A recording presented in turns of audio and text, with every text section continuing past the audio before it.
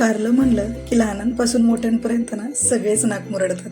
पण आज ना तुम्हाला अशा अगदी छोट्या छोट्या टिप्स सांगून हा व्हिडिओ शेअर केलाय ना की हे कारलं ना तुमचं अजिबात सुद्धा कडवट होणार नाही आणि लहानांपासून मोठ्यांपर्यंत हे मसालेदार चमचमीत कारलं ना सगळे आवडीने खातील. त्यासाठी व्हिडिओला अजिबात स्किप न करता व्हिडिओ शेवटपर्यंत बघा. आवडला तर लाईक करा, चॅनलला नवीन असाल तर सबस्क्राईब करायला विसरू नका. नमस्कार मंडळी, मी प्रियांका आणि तुम्हाला सर्वांचं प्रियास पुडीमध्ये मनापासून स्वागत. चला तर करूया आपल्या रेसिपीला सुरुवात. तर सगळ्यात पहिल्यांदा इथे ना मी 1/2 किलो अगदी कारली घेतलेली. तर कारली ना मी अशी हिरवीगार अगदी ताजी घेतलेत. तर तुम्ही कोणतीही सफेद कारली जरी घेतली तरी पण चालतील. फक्त कारली घेतल्यानंतर ना आपल्याला त्याला व्यवस्थित असं धुवून घ्यायचंय आणि नंतर साफ करून घ्यायचंय. सोबतच आता कारल्यांची पाठीमागची आणि टोकं काढून घेतलेले आहेत. पुढचं आणि पाठीमागचं टोक काढून घ्यायचं. मधून कारल्याचे 2 भाग केलेत आणि आता आपल्याला ना ह्या कारल्यांचा जो मधला भाग असतो ना तो काढून घ्यायचा आहे. म्हणजे ह्याच्यामध्ये ना बिया खूप असतात, तर ते व्यवस्थित असे काढून घेणं खूप गरजेचं आहे. तुम्हाला चाकूने जमत असेल तर तुम्ही चाकूने काढू शकताय, पण चमच्याने ना अगदी सहज निघाले जातात. म्हणजे चमच्याचा जो पाठीमागचा भाग असतो ना ते अगदी सहज निघतात. त्याच्यासाठी मी चमच्याने काढून दाखवते. तर काय होते, ह्या बिया जर तुम्ही काढल्या नाहीत ना तर मग भाजीमध्ये ना त्या कचकच लागतात आता खाली. सोबतच ना ह्या बियांमध्ये ना खूप जास्त असं कडवटपणा असतो. त्याच्यासाठी ना या बिया आपल्याला काढूनच कारल्याची भाजी बनवायची. तर सगळ्या कारल्यांच्या ना मी बिया अगदी पटकन अशा व्यवस्थित काढून घेतलेल्या आहेत. अगदी तुम्ही एका ह्याच्यात जरी काढलं ना तर सगळ्या व्यवस्थित अशा निघायला जातात. तर आता ह्या बिया सगळ्या काढून घ्यायच्यात आणि ना आपल्याला ह्या कारल्यांचे ना आता अगदी काप करून घ्यायचे. तर आता ना मी अगोदर सगळ्या कारल्यांच्या ना बिया अगदी व्यवस्थित काढून घेतलेत. आता ह्याच्या आपण चकत्या करून घेऊयात. तर ह्या चकत्या ना अगदी तुम्ही ना जास्त जाडही करू नका, अगदी त्यातल्या त्यातनं थोड्याशा पातळ करा, जेणेकरून ना कारली अगदी तुमची पटकन शिजली जातील. शिवाय ना ती खायला सुद्धा अगदी चांगली लागतात. खरं तर आपण मसालेदार कारली बनवतो ना, तर त्यापेक्षा तुम्ही अशा पद्धतीने एकदा कारली बनवून बघा, खूप छान लागतात बरं का. आणि आता ह्या सगळ्यांना ना आपल्याला अगदी मी ह्याच्यात तुम्हाला एकदा चकत्या दाखवते. तर हे बघा, अगदी एवढ्या अशा आपल्याला ना पातळ करून घ्यायच्यात. मी जास्त जाड नाहीत केलेलं, हे बघू शकता. कारण ह्याच्यामुळे ना कारल्याची अगदी भाजी सुद्धा पटकन होते आणि शिजायला मात्र जास्त वेळ लागत नाही ना. फक्त एवढ्यासाठीच हे बघ, अगदी एवढ्या साईजमध्ये आपल्याला सगळ्या चकत्या करून घ्यायच्यात. तर आता हे सगळे कारल्याचे जे चकत्या केलेल्या ना त्यांना ना मी आता एका प्लेटमध्ये व्यवस्थित असं काढून घेते. आता याच्यावरती ना आपल्याला अर्धा छोटा चमचा इतकं मीठ घालायचं आहे आणि अर्धा छोटा चमचा इतकी मी हळदसुद्धा आता इथे घालून घेतलेली आहे. आता आपल्याला ह्यांना सगळ्यांना ना व्यवस्थित असं इथे मिक्स करून घ्यायचं आहे. त्याच्यामुळे काय होतं, कारल्यामध्ये जो पण काही कडवटपणा असतो ना तो अगदी निघाला जातो. त्याच्यासाठी कारल्याला आपल्याला इथे व्यवस्थित असं इथे मिक्स करून घेणं गरजेचं आहे. तर आता इथे ना मी जास्त नाही, पण अगदी थोडा वेळ ह्याला मिक्स करून असंच आपल्याला झाकून ठेवायचं. जर तुमच्याकडे वेळ असेल ना, एक 10 ते 15 मिनिटांसाठी तुम्ही ह्याला व्यवस्थित असं ठेवून देऊ शकता. तर मी आता इथे ना थोडा वेळ ह्यासाठी असंच ठेवून देते. तर आता इथे आपल्याला एक मसाला बनवायचा आहे. त्याच्यासाठी मी गॅसवरती कढई गरम करायला ठेवून दिलेली आहे. याच्यामध्ये ना 1 छोटा चमचा इतका आपण तेल घालून घेऊयात आणि याच्यामध्ये लगेच आपल्याला 3 मोठे चमचे इतके शेंगदाणे घालायचे. तर शेंगदाण्याचं प्रमाण तुम्ही थोडंसं अजून कमी जास्त पण करून घेऊ शकताय. तर मी इथे ना 3 मोठे चमचे इतके शेंगदाणे घातलेले आहेत. शेंगदाणे हलकेसे आपल्याला भाजून घ्यायचे, जास्त वेळ नाही भाजायचे. सोबतच आता याच्यामध्ये ना 1 मोठा चमचा इतका ना मी सुक्या खोबऱ्याचे तुकडे घातले. सोबतच 5 ते 6 लसणाच्या पाकळ्या घालायच्यात. इथे मी 1 छोटा चमचा इतका जिरे घातलेले आहेत. आणि आता लगोलग आपण याच्यामध्ये अद्रकसुद्धा घालून घेऊयात. तर मी ते अद्रक ना अर्धा इंच अद्रकचे तुकडे घातलेले आहेत. आता हे सगळ्याला आपल्याला ना व्यवस्थित असं भाजून घ्यायचं आहे. तर इथे ना मी गॅसची फ्लेम पूर्ण कमीच ठेवलेली आहे आणि कमी आचेवरतीच नाही ह्यांना आपण इथे व्यवस्थित भाजून घेऊयात. तर जिरे आणि खोबरं भाजण्यासाठी जास्त वेळ नाही लागत, पण ना अद्रक आणि लसूण याच्यातला कच्चेपणा जाईपर्यंत त्याला हलकंसं आपल्याला व्यवस्थित इथे भाजून घेणं मात्र गरजेचं आहे. तर आता इथे मी भाजून घेतलं. गॅस बंद करून आपण ह्याला एका प्लेटमध्ये काढून घेऊयात. ह्याला थंड करून याचं आपण वाटण करून घ्यायचं आहे. तर आता गॅसवरती मी दुसरी कढई गरम करायला ठेवून दिलेली. याच्यामध्ये आपल्याला भाजी बनवायची.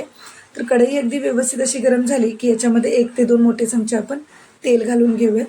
तेल घातलं की तेल अगदी चांगलं गरम झालं की लगोलग आपण याच्यामध्ये मोहरी घालायची. तर इथे मी अर्धा छोटा चमचा इतकी मोहरी घातलेली. मोहरी मस्त अशी चरचरली की लगोलग याच्यामध्ये कढीपत्त्याची 5 ते 6 पानं घालायची आहेत.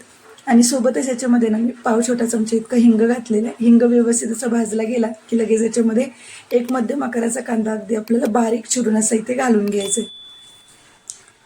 कांदा हलकासा आपल्याला भाजून घ्यायचा, जास्त वेळ कांदा नाही भाजायचा. कांद्याचा अगदी थोडासा कांदा नरम होत आला की ह्याला आपण इथे भाजून घेऊयात. तर हे बघू शकताय, कांदा मी जास्त लालबुंद नाही केलेला, हलकासा आपल्याला कांदा इथे नरम असं भाजून घेतलं आहे. आता लगोलग ह्याच्यात आपण पावडर मसाले घालून घेऊयात. इथे मी 1/2 छोटा चमचा इतकी हळद घालते, कारण हळद आपण अगोदरसुद्धा घातली ना म्हणूनच. सोबतच इथे अर्धा छोटा चमचा इतकी जिरेपूड घालायची. 1 छोटा चमचा गरम मसाला घालायचा. एक छोटा चमचा मी इथे घाटी मसाला घातला आहे आणि 2 छोटे चमचे काश्मीरी मिरची पावडर घालायची. सोबतच इथे 1 छोटा चमचा इतका मी गरम मसाला पण घालून घेतला आहे. आता हे सगळे जिन्नस ना आपल्याला व्यवस्थित असे भाजून घ्यायचे आहेत. आता हे पटकन असे करपायला नको ना, त्याच्यासाठी ना ह्याच्यामध्ये अगदी थोडंसं मी इथे पाणी घालून घेतलेलं आहे आणि ह्या सगळ्यांना आपल्याला परत एकदा व्यवस्थित असं इथे मिक्स करून घ्यायचं आहे.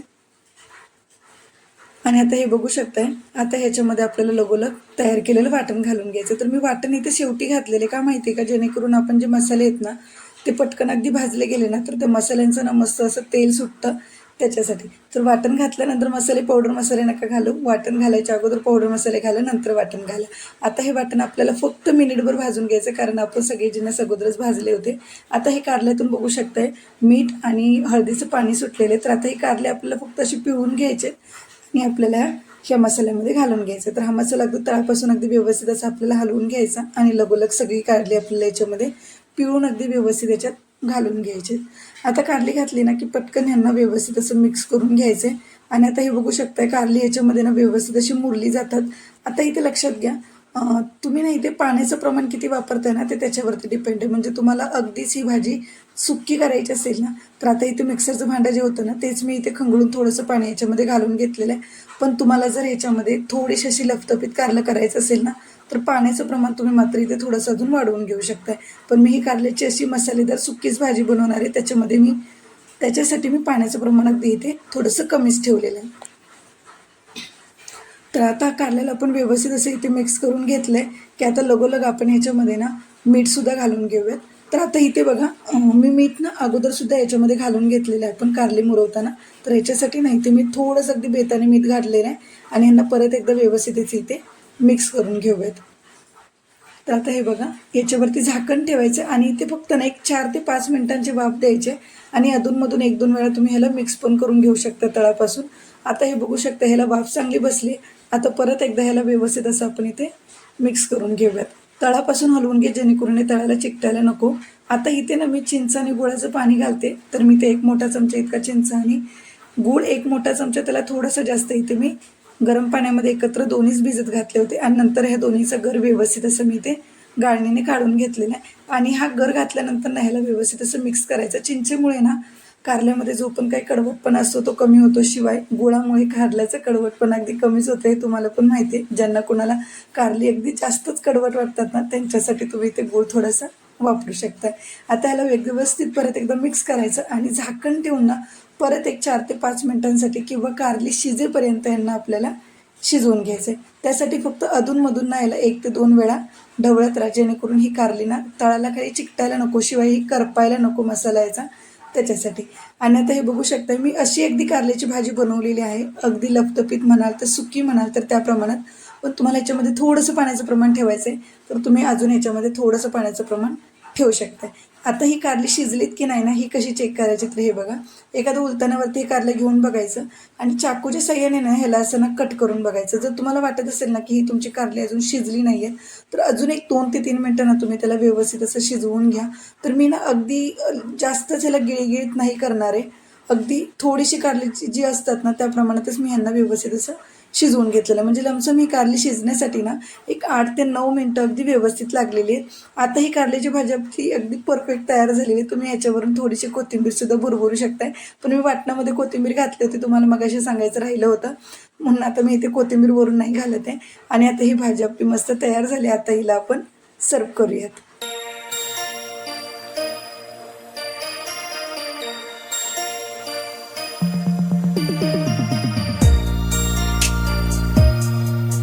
तुम्ही बघू शकता किती मस्त मसालेदार चमचमीत आपली कारल्याची भाजी तयार झालेली आहे. व्हिडिओ कसा वाटला मला कमेंटमध्ये नक्की सांगा. आवडला असला तर लाईक करा, चॅनलला नवीन असाल तर सबस्क्राईब करायला विसरू नका. पुन्हा भेटूयात अशाच एका सुंदर आणि एका चटपटीत रेसिपीसोबत. तोपर्यंत धन्यवाद.